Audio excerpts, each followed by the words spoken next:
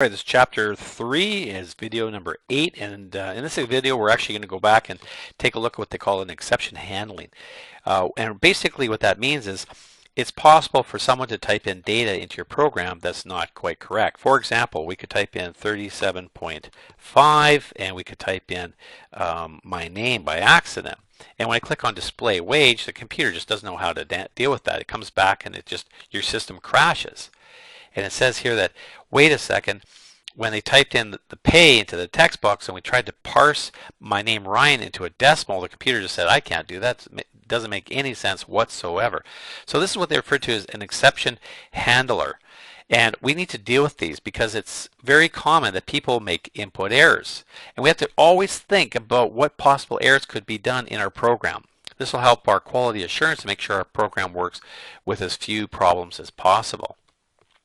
So what we want to do is there's a feature inside of C#, and it allows us to basically run a routine here called the try catch.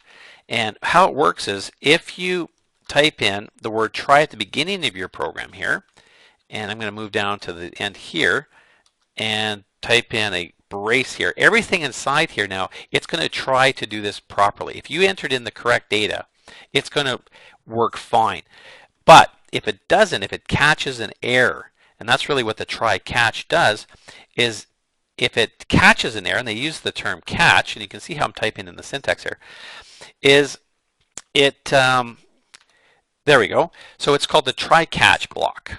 And this is a block of code right here that we want to run if you enter the correct data. If you don't, and the computer catches an error like I just showed you in the previous example, you have an option to output the results here. And what we can do is display an error message. So let's do that. In the previous example, we looked at how to do a message box. So let's use a message box to do this, which is like an error box. And let's show a message. And we'll type in show. And that's a method, so we'll put in a bracket. And we can type in something like invalid data, try again. You've seen these messages all the time. We can even put in a second argument for the title. It says this is a data error. And let me put in an extra quote. Oh, should be a data error. So I'm going to go typing error there. All right, so that gives us the message box that would pop up if it didn't work. All right, so let's try that. Let's run our program. Let's recompile it, and let's check for exception handling. So we can type in, of course, our regular numbers, and they work as designed. Let's see if that works. Yes, it works fine. But if somebody typed in, oh, I make $10 an hour, and they clicked on display wage, the computer comes back and says, oh, there's a data error, invalid data, try again. Oh, okay. And then the user says, okay, well, where's the data error? Okay, and there's, it's either this one or this one. So hopefully they'll be able to figure it out and type in the correct amount, and it works fine.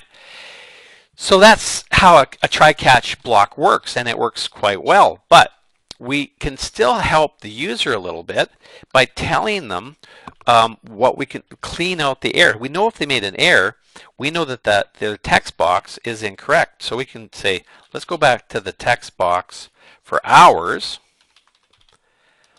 and let's take that, text box for hours. Oh my goodness, text box. Well,